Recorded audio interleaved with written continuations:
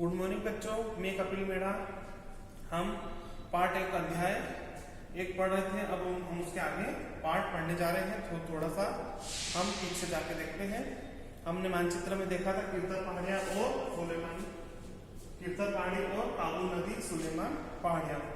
तो यहाँ पे दिखाया गया है कीर्तन और सुलेमान।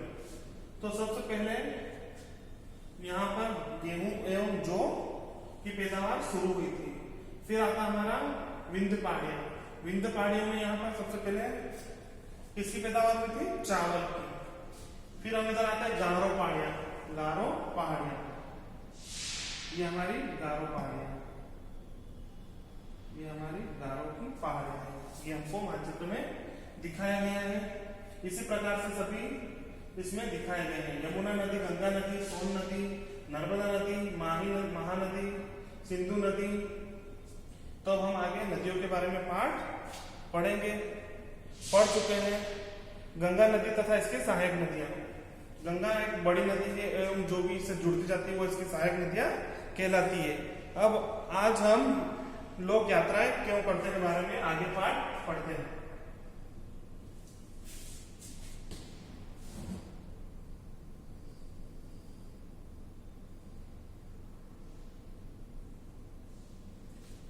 आज लोग यात्राएं क्यों करते हैं। एक बार फिर से मानचित्र 1 को देखो। पहाड़ियां, पर्वत और समुद्र इस उपमहाद्वीप की प्राकृतिक सीमा का निर्माण करते हैं, जो हालांकि लोगों के लिए इन सीमाओं को पार करना आसान नहीं था।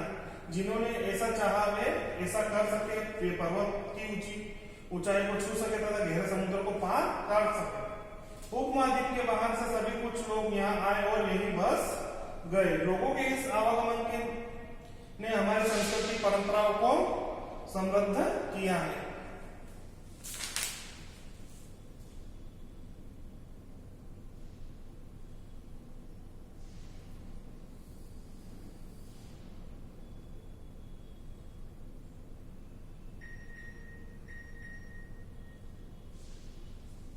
समृद्ध किया। कई 100 वर्षों से लोग पत्थर को तराशने, संगीत रखने और यहाँ तक कि भोजन बनाने के नए नए तरीकों के बारे में एक दूसरे के विचारों को अपनाते थे। लोग भोजन बनाने के लिए भी आपस में एक दूसरे से मिलजुल कर बात करके और नए नए तरीकों से अपने आप को परिवर्तन करके भोजन नए तरीके से बनाते थे, संगीत रचते थे, पत्थर को तराश कर नए नए कुछ चित्र बनाते थे, यहाँ तक कि भोजन बनाते थे। देश के नाम। अब हमारे देश के नाम, अपने देश के लिए हम प्राय इंडिया तथा भारत जैसे नामों का प्रयोग करते हैं। इंडिया शब्द इंड्स से निकलता है, जिसे संस्कृत में सिंधु कहा जाता है। इंड्स से निकलने वाला नाम है जिसे सिंधु कहा जाता है। किसमें? संस्कृत भाषा में। अपने एटलस में ईरान और यूनान का पता लगाओ। लगभग 2500 वर्ष पूर्व उत्तर पश्चिम की ओर से आने वाले ईरानियों और यूनानियों ने सिंधु को हिंदोस अथवा इंदोस और इस नदी के पूर्व में स्थित भूमि प्रदेश को इंडिया कहा है। भारत नाम का प्रयोग उत्तर पश्चिम में रहने वाले लोग के लिए एक समूह के लिए विकास किया जाता था। इस समूह का उल्लेख संस्कृत के आरंभिक लगभग 3500 वर्ष पूर्व कृति ऋग्वेद में भी मिलता है। बाद में इसका प्रयोग देश के लिए होने लगा। इस प्रकार से हमारे देश का नाम होने लगा। अब आगे बढ़ते हैं हम अतीत। अतीत के बारे में कैसे जानेंगे? तो हम अतीत के बारे में कैसे जानेंगे? तो यह दिया गया ताड़पत्रों से बनी पांडुलिपि का एक पृष्ठ। ये पृष्ठ दिया गया है। ये क्या है? ताड़लिपि से बना है। यह पांडुलिपि लगभग 1000 वर्ष पहले लिखी गई थी। किताब बनाने के लिए ताड़ के पत्तों को काटकर उनको अलग अलग हिस्सों में एक साथ बांध कर किया जाता था। भूर्ज पेड़ की छाल से बनी ऐसी ही एक पांडुलिपि को तुम यहाँ देख सकते हो, जो इस प्रकार से दिखाई देती है। ये हमारी ताड़ पत्रों से बना पत्र। अब हम आगे बढ़ते हैं।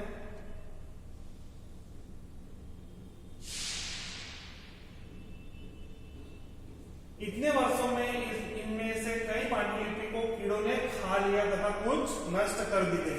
फिर भी ऐसी पांडुलिपि आज भी उपलब्ध है।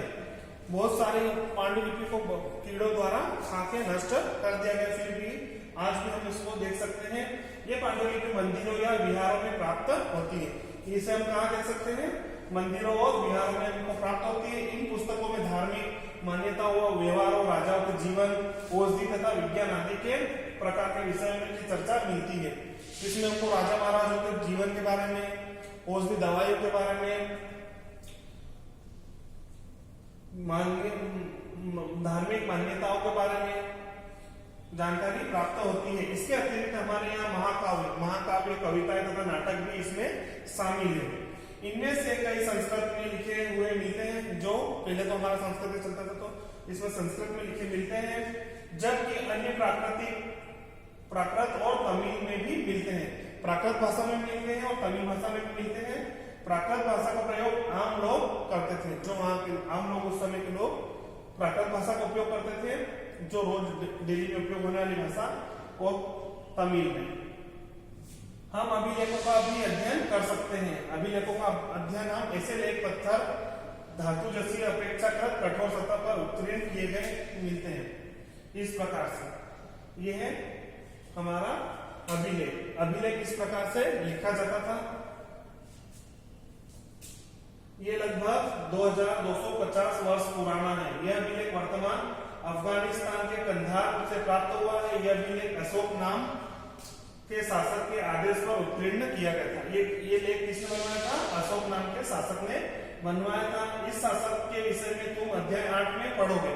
इस शासक के बारे में, अशोक के बारे में हम आगे अध्याय 8 में भी पढ़ेंगे। जब हम कुछ लिखते हैं तब हम किसी लिपि का प्रयोग करते हैं। लिपियां अक्षरों अथवा संकेतों से बने होते हैं। जब हम कुछ बोलते हैं अथवा पढ़ते हैं तब हम एक भाग का प्रयोग करते हैं। यह अभिलेख इस क्षेत्र में प्रयुक्त होने वाली यूनानी तथा अरामिक नामक के 2 विभिन्न लिपियों तथा भाषाओं में है। आइए अब आगे बढ़ते हैं। ये हमारा क्या है? अभिलेख है और इसको अशोक द्वारा बनवाया गया था। इसके बारे में हम आगे अध्याय 8 में और पढ़ेंगे। इसके अतिरिक्त अन्य वस्तुएं अतीत में बनी और प्रयोग में लाई जाती थी।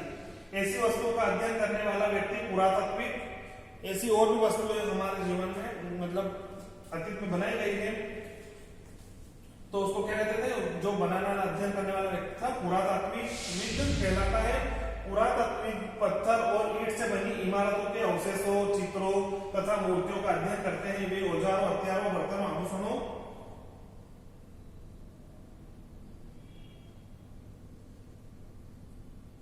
आभूषणों का उपयोग करते थे।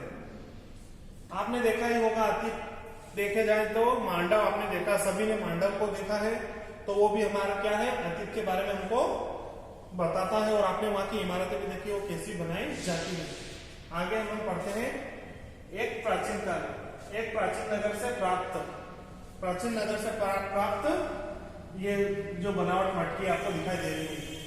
इस तरह के पात्रों का प्रयोग 47,000 वर्ष पूर्व होता था। दाएं एक पुराना चांदी का सिक्का है। ये बाएं में हमारे को क्या दिखाई दे रहा है? पात्र, और ये है चांदी का सिक्का बाएं में। दाएं में चांदी का सिक्का है और बाएं में पात्र दिखाई दे रहा है। इस तरह के सिक्कों का प्रयोग लगभग 2500 वर्ष पूर्व होता था। हमारे द्वारा आज प्रयोग में आने वाले सिक्कों से भी यह सिक्के कैसे भिन्न है। हमारे टाइम के सिक्के और उस समय के सिक्के क्या है? ये अलग अलग है। तथा सिक्कों की प्राप्ति के लिए छानबीन तथा खुदाई भी करते थे। अगर हमको सिक्के प्राप्त करना है तो हमको कहां से मिलेंगे? खुदाई से प्राप्त होंगे। इनमें से कुछ वस्तुएं पत्थर, पक्की मिट्टी तथा कुछ धातु की बनी होती है।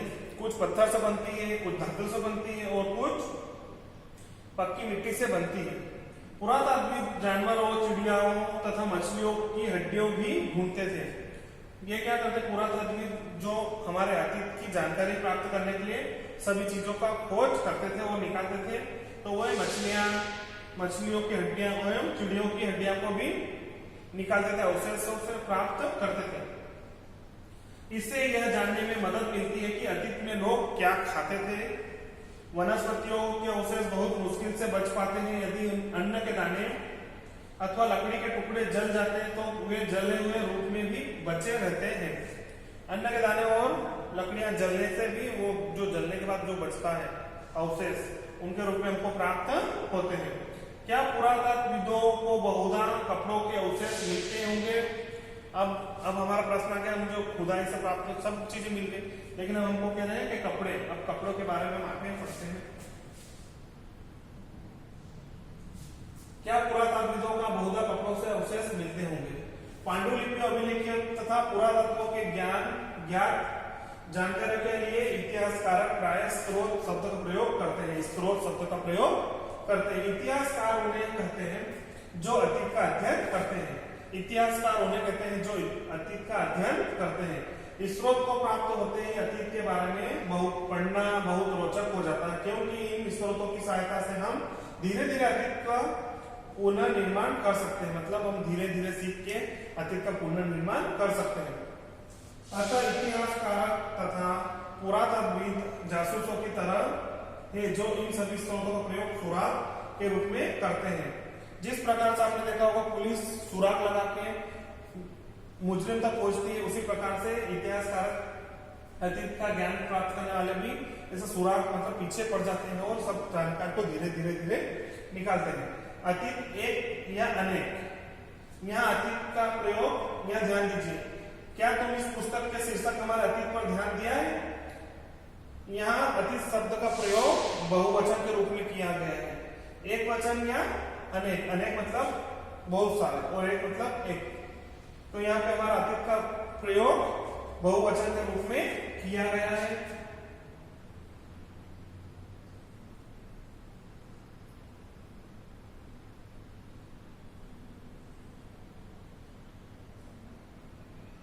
अब हम देखते हैं यहाँ पे आप अतीत की ओर ध्यान दिलाने के लिए किया गया है। अलग अलग समूह के लोगों के लिए अतीत के अलग अलग मायने थे।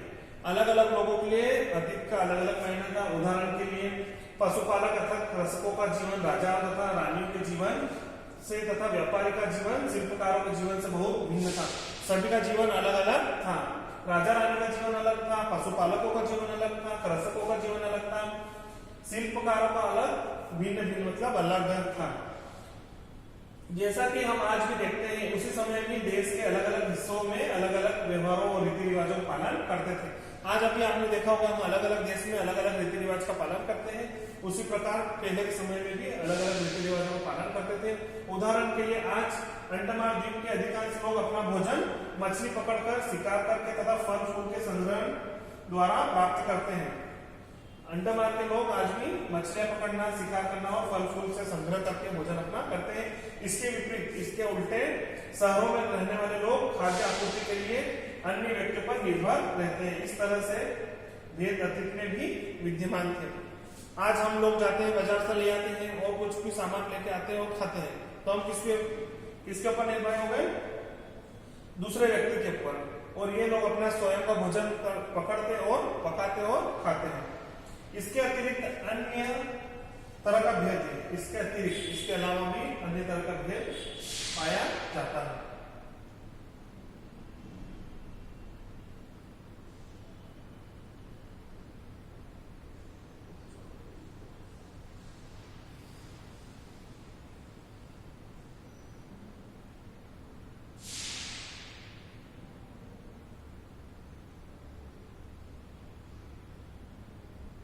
उस समय शासक अपनी विजयों का लेखा जोखा रखते थे।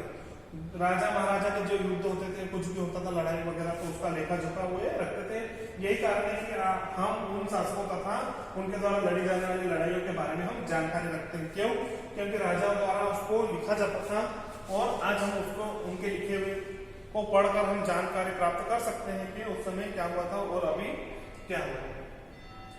उनके द्वारा लिखी लड़ी जाने वाली लड़ाई के बारे में हमको काफी कुछ जानने को मिलता है। जबकि शिकारी, मछुआरे, संग्राहक, कृषक अथवा पशुपालक जैसे आम आदमी प्राय अपने कार्यों का लेखा जोखा नहीं रखते थे। राजा महाराजा लिखते थे, लेकिन दूसरे जो आम व्यक्ति थे वे अपना जो भी कार्य करते थे, दिनचर्या थी उनकी, इसका लेखा जोखा नहीं रखते थे। पुरातत्व की सहायता से हम उनके जीवन को जानने में मदद मिलती है। हालांकि अभी भी इनके बारे में बहुत कुछ जानना शेष है। अभी भी हमको इस बारे में जानना बहुत शेष है कि पहले के समय में और भी क्या क्या करते थे। तिथियों का मतलब, तिथियों का मतलब अगर तुम कोई तुम्हें से तिथि के विषय में पूछे तो तुम शायद उसी दिन का तारीख, माह, वर्ष जैसे कि 2000 या इसी तरह का कोई भी वर्ष बताओगे। वर्ष की यह गणना ईसाई धर्म प्रवर्तक ईसा मसीह के जन्म की तिथि से की जाती है।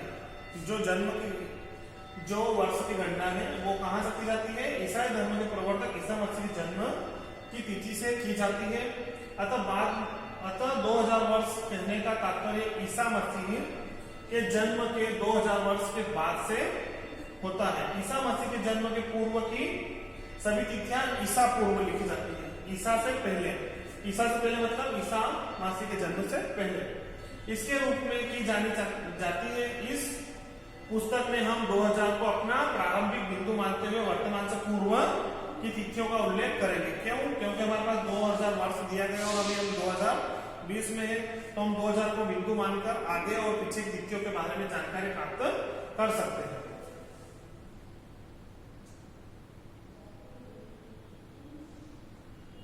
इस प्रकार से हमको अन्य, जैसा कि हमने पढ़ा है, अभिलेख कठोर सतह पर उत्कीर्ण कराया जाता है।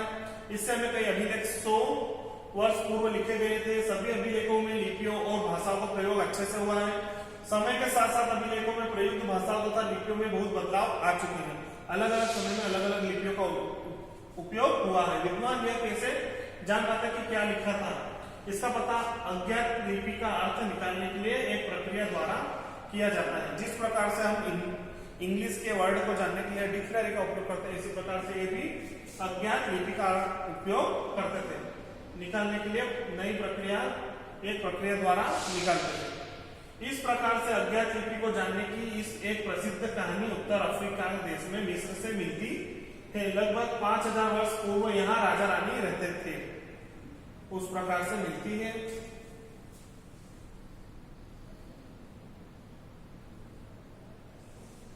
तो ये हमारा आज का पाठ यही समाप्त होता है। अगले इस पाठ के क्वेश्चन आंसर हम आपको पीडीएफ के माध्यम से दिया जाएंगे और सभी बच्चे उसको फेयर कॉपी में लिखेंगे। धन्यवाद।